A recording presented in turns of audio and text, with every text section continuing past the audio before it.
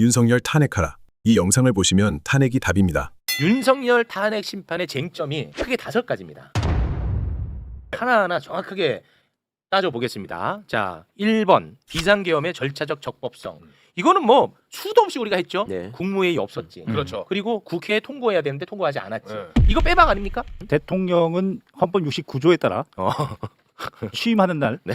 헌법 준수 의무를 선서합니다. 비상계엄은 77조 1항에 네. 전시 또는 사변, 전시 사변 또는 이에 준하는 국가 비상 사태 그것을 요건으로 합니다. 윤석열이 불만으로 하는 정치적 상황 절대 요건에 해당하지 않습니다. 아, 요건에도 맞지 않았고 절차도 맞지 않았고. 국방장관이나 행안부 장관이 국무총리를 거쳐서 아, 그렇지. 대통령한테 해야 아, 되는데 맞네. 한덕수는 죽어도 안 들었다 아, 그러고 맞아. 김영현이 귓속만 했다 그러고 지금 이러고 있는 그렇죠. 거죠. 1번 위헌 끝났어. 자, 윤석열 탄핵 심판 쟁점 2번 포고령 1호입니다. 1번부터가 그냥 위헌이죠. 국회와 지방의회, 정당의 활동과 정치적 결사, 집회, 시위 등 일체의 정치 활동을 금한다. 요거 그냥 똑 떨어지는 위헌이죠? 먼저 형식적으로 보면 포고령, 명령입니다. 네. 헌법 82조에 대통령의 국법 행위는 문서로서 한다. 그 문서에는 총리와 각부 장관이 서명해야 된다. 없어요. 국회, 뭐 지방의 일체 정치 행위를 금한다라고 했는데 비상계엄이 선포되면 77조 5항 비상계엄 해제 동의 절차 정치 활동해야 됩니다. 그렇죠. 그런데 그것을 일체 금지한다. 그러면 77조 5항을 위반하는 겁니다. 그렇습니다. 그런데 이 위헌적 포고령이 심지어 집행이 됐어요. 이 김봉식이가 나와갖고 이걸 얘기했어요. 네, 맞아요. 그 장면 보고 오겠습니다. 이 포고령 1항 때문에 결국 다시 전면 통제로 돌아갔던 거죠. 포고령 1항이 말한다면 우선한다고 판단했던 거죠. 그 포고령이란 근거에 의해서 상급청의 지시에 따라야 된다고 말씀드렸습니다. 이 진행돼버렸어. 위헌적 포고령이 심지어 집행이 됐어. 네. 그냥 끝났죠? 저렇게 되면 바로 전두환 판결. 96도 3376 대법원 판결 내란이다. 자, 그리고 3번 국회 봉쇄요. 국회 봉쇄하는 장면은 우리가 수도 없이 봤죠. 그런데 윤석열의 지시가 있었냐? 이게 이제 중요하지 않겠습니까? 그런데 너무 많은 증언과 증거가 넘쳐납니다. 대통령께서 저한테 직접 비화폰으로 전화하셨다고 분명히 말씀드렸고 그때 아직 의결 정족수가 채워지지 않은 것 같다. 빨리 국회 문을 부수고 들어가서 안에 있는 인원들을 밖으로 끄집어내라 라고 지시를 받았다고 말씀을 드렸습니다. 사령관님께서 상부 지시로 문을 부수고 국회의원 끌어내라, 필요하면 전기를 차단해라, 이런 지시를 받았죠? 네, 00시 50분에서 01시 사이에 보안폰으로 전화하셨습니다. 화상회의를 했는데 대통령님께서 문을 부셔서라도 국회의원을 끄집어내라 말씀하셨어. 그리고 마침 그 전화가 끝날 때쯤 일대대장 전화가 왔습니다. 그래서 제가 동일한 대통령님께서 이러한 지시를 하셨다라고 했는데 나중에 수사 과정에서 그 녹취가 돼 있는 게 확인됐습니다. 네, 녹취까지 있다는 것이죠? 그렇지. 여단장님 지시를 자. 들으셨잖아요? 예, 네, 모두 사실이죠? 예, 사실입니다. 자, 대통령님 지시라는 그 단어는 제가 기억하고 있습니다. 자, 복수의 증언 계속 차있던. 다 쏟아지고 증거까지 있는 상황. 그렇죠. 그리고 또 이진우 수방사령관. 총을 쏴서라도 문을 부수고 들어가서 끌어내. 본회의장으로 가서 4명이 한 명씩 들쫓고 나오라고 해. 빨리 들어가. 아니 못 들어가는데 왜 자꾸 그러십니까? 자, 또 떨어지죠. 네. 자, 그리고 또 조성현 수방사 1경비 단장. 본청 안으로 들어가라. 국회의원을 끌어내라. 이렇게 했단 말입니까? 그렇습니다. 내부로 들어가서 의원들을 끌어내라. 끝이 없다. 끝이 없어. 국회 봉쇄는 끝났지 이제. 끝났지. 요거 대통령 직접 한 거예요. 군영법 5조 반란 1호 우두머리 사형 여기 똑 떨어지는 겁니다. 네. 헌법 33조 공범과 신분 군인이 아닌 대통령이라 하더라도 군인에게 이렇게 지시를 했으면 바로 그 형은 군용법의 형으로 처벌한다. 네. 내란이 아닙니다. 바로 반란이죠. 이러한 증거들이 반란입니다. 저희는 지금 탄핵에 대한 이야기를 하는데 형사재판까지 같이 이렇게 좀 꼭 얘기하고 싶었습니다. 너무 얘기하고 싶어가지고. 네, 꼭 얘기하고 싶었습니다. 자, 그러니까 1번, 2번, 3번 국회 봉쇄까지 끝났지. 네. 이거 이견이 어떻게 있어, 맞지? 한두 개가 아닌데. 끝났지. 자, 증거가. 4번 중앙선관위 장악 시도.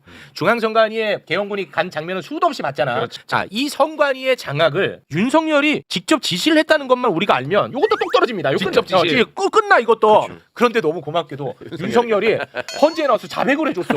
선관위에 좀 보내라고 한 것은 제가 김용현 장관에게 얘기를 한 겁니다. 잘했다. 아 이거 다행이다. 나 이것도 까먹을 뻔했네. 와 직접 얘기를 해줬네. 감사합니다 진짜. 이거 너무 중요한 거거든 진짜. 우리는 지금 헌재가 중요하단 말이야. 네. 탄핵 심판이니까 헌재에서 얘기를 했어. 눈물 날 것 같네 나 이거. 이게 진짜 너무 감사해. 네. 똑 떨어져. 헌법재판관들은 저 이야기 들었으면 피가 거꾸로 솟았을 겁니다. 대통령도 헌법기관, 선관위도 대등한 헌법기관이지 그렇습니다. 행정기관이 아닙니다. 헌법기관과 헌법기관은 그 직무에 대해서 관여하면 안 된다. 그렇습니다. 헌법재판소 결정으로 나와 있는 겁니다. 네. 그래서 아마 저 선관위원장은 재판관들, 대법관이잖아요. 그래서 헌법 91조 이 헌법기관의 기능을 무력화하려고 했다. 네. 이게 바로 국헌 물론 목적이다. 윤석열 탄핵 심판 쟁점 4번. 4번 중앙선관위 장학시도 끝났지. 네. 이거 뭐 어떤 이견이 있어? 이거 끝났잖아. 자, 5번 주요 인사 체포 지시입니다. 주요 인사 체포 지시에 대한 사실관계는 복수로 또 확인이 됩니다. 여인영에게 체포 명단을 받았다고 하는 사람이 현재 밝혀진 것만 최소 3명이에요. 네. 일단 홍장원 1차장의 메모는 수없이 우리가 봤죠. 네. 그리고 조지호 경찰청장, 그리고 김대우 방첩사 수사단장인데 조지호 경찰청장은 체포 명단을 여인영으로부터 받았던 것도 받았던 거고 네. 이것보다도 현장에서 직접 윤석열에게 전화까지 받습니다. 도청장 국회에 들어가는 국회의원들 다 잡아. 체포해. 불법이야. 체포해. 체포해가 들어가 체포해. 있구나. 체포해. 체포 명단이고 뭐건 다 나가 있고 현장에서 또 얘기했어 또. 자, 김대우 방첩사 수사단장이 받았어. 네. 그래가지고 방첩사 대령들을 쫙 모았어. 거기서 또 지시를 하다랍니다. 거의 8명인가 있어요. 대령들이. 네. 근데 그 가운데 대령 4명이 나 받았다. 똑같다. 그거 검찰에 가서 진술합니다. 4명 크로스 체크? 4명이 다. 오. 그리고 그 중에 한 명이 메모를 해. 누구누구 체포하라.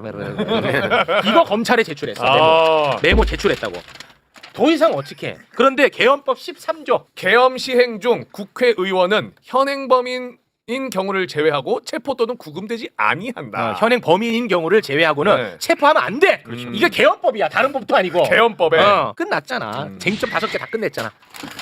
김경호가 없어도 끝내. 김경호가 없어도. 근데 궁금한 거는 와. 이 5개 중에 하나만 해도 탄핵이 되는 거잖아요, 사실. 이거는 막 다 깔끔하게 정리가 됐어. 더 이상의 이견도 없고 뭐 다른 얘기도 할 것도 없어. 근데 이게 탄핵에 이를 정도의 중대하냐? 요거는 감수성의 문제잖아. 자, 그거는 우리 법조인분들이 좀 정리를 해주셔야 될 것 같습니다. 대통령의 탄핵은 헌법과 법률 위반입니다. 명백하고 중대해야 됩니다. 네. 일단은 지금 우리가 본 명백해. 것은 명백하다는 것, 명백해. 증거가 명백하다는 겁니다. 그러면 중대한 거냐? 이미 전두환이 보여줬다. 전두환이. 이거는 중대한 거다. 국가의 국운이, 역사가, 나라가 지금 경제가 이렇게 공두박질 치지 않았습니까? 이렇게 중대한 사안이 아닙니까? 구속 취소 그리고 심우정이 저런 이상한 짓거리 아무리 해도 이 5가지는 흔들 수가 없죠. 네. 그리고 헌법재판소의 재판관들도 이 5가지를 부정할 수가 없습니다. 우리가 지금 헌법재판관이라고 생각하고 나는 지규현처럼 어떻게든지 틈을 찾아내가지고 이거를 기각시키겠다라고 생각하고 그 입장에서 어떻게 결정문을 쓸 수 있을 것인가를 생각해 보시면 더 쉽고 재밌어요 이게. 첫 번째, 계엄령 헌법상에 규정된 계엄 선포의 요건을 다 갖췄다라고 얘기를 해야 돼요. 그래. 그럼 말 못하죠. 1항을 무너뜨리려면. 그러려면 이거는 국가 비상사태에 해당한다라고 일단 해야 돼. 전시사변은 아니니까. 그러니까 국가 비상사태에 왜 해당하냐면 예산안을 통과시켜주지 않고 계속 탄핵을 했기 때문에 국민한테 경고해야만 하는 국가 비상사태였다. 이렇게 해야 되거든요. 근데 국민한테 경고해서 계엄을 해야 된다는 건 어디에도 없는 거예요. 그거를 쓰는 것 자체가 너무 불가능하죠. 그거는 불가능하죠. 못 써, 그렇게. 그다음에 국무총리를 거치지 않았고 국무회의도 안 열린 것 같다. 그렇지만 이거는 형식적인 절차에 불과해서 이건 안 해도 된다라고 써야 돼. 그렇게 써야 돼. 네, 근데 그거는 못 쓰잖아. 애초에 이거를 써놓은 이유가 대통령의 모든 행위는 국회 심의를 거쳐서 아까 부서야 된다고 돼 있잖아요. 돼 있잖아. 그러니까 이 중요한 일을 그걸 안 거쳤다고 안 거친 게 괜찮다라고 쓸 수가 없어요. 지금 이거. 못 써. 두 이 번째. 지기현이 와도 못한다. 이거는 지기현도. 두 번째, 포고령이 위헌이 아니다라고 해야 돼요. 이제 정치 활동을 금지할 수도 있다. 근데 이제 계엄법에 국회가 폐회돼 있다고 하더라도 대통령은 국회를 소집해야 돼요. 그러니까 폐회돼 있어도 소집하는 규정이 명문 규정으로 있어. 명문 규정으로 그리고 돼 있어. 그동안에 전두환 박정희가 계엄령을 많이 선포해 봤잖아요. 그때 포고령이 다 있었잖아. 네. 그 포고령 위반 죄로 형을 받고 그걸 재심 청구한 분들이 많아요. 그게 대법원에서 재심이 받아들여지고 재심으로 무죄가 된 판례가 너무 많아. 그러니까 그거는 대법원이 잘못한 것이다라고 써야 돼. 헌재에서 그걸 기각시키려면. 그건 어려워. 그동안에 여러 번 한 게 다 잘못이다. 세 번째, 국회를 점거한 게 아니다라고 얘기를 해야 돼요. 국회를 봉쇄한 적이 없다. 국회 유리창을 깨고 들어가서 시민으로부터 국회를 경비하기 위해서 한 것이다. 이렇게 써야 돼요. 그게 윤석열 그리고, 주장이니까. 그리고 국회의 의사 결정을 원활하게 하기 위해서 단전을 한 것이다. 이렇게 써야 돼. 이게 되겠냐고요. 와, 이거 쉽지 않은데. 그다음에 선관위를 점령하려고 하지 않았다. 일단 윤석열이가 선관위에다가 군대를 보낸 적이 있다라고 하는 걸 믿기 어렵다라고 써야 돼. 그건 안 되잖아. 기본적으로. 자기 다 같이 들었잖아. 그리고 지시를 했다고 하더라도 선관위를 점거하려고 한 적이 없다라고 해야 되는데 선관위 가서 제일 많이 했어. 일찍 가기도 했고 휴대폰도 뺐고 휴대폰 뺐었어. 서버 다 촬영하고 이런 게 다 나와버렸잖아요. 네. 그러니까 그거는 우리가 헛것을 본 것이다. CCTV가 조작 좋겠다 이렇게 써야 돼.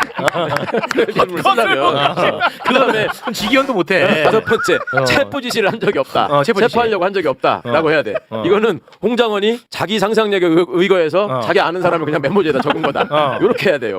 홍장원의 말을 절대 믿을 수 없다. 네. 이러다 보니까 이제 조지호나 방첩사 애들이 마음에 걸리잖아. 그거 안 돼. 그거는 너무 많아. 우연한 기회에 생각이 일치했을 뿐 이 사람들은 서로 연락을 주고받았다는 증거가 없다. 그러므로 나는 이거는 파면사회에 해당하지 않는다. 그리고 거기다가 지 이름을 다 쓰고 이게 주권한 뒤에도 천년만년 남아요. 이걸 누가 할 수 있냐고. 이거 불가능하다니까. 직위원도 어렵다. 진짜 이건 어려워.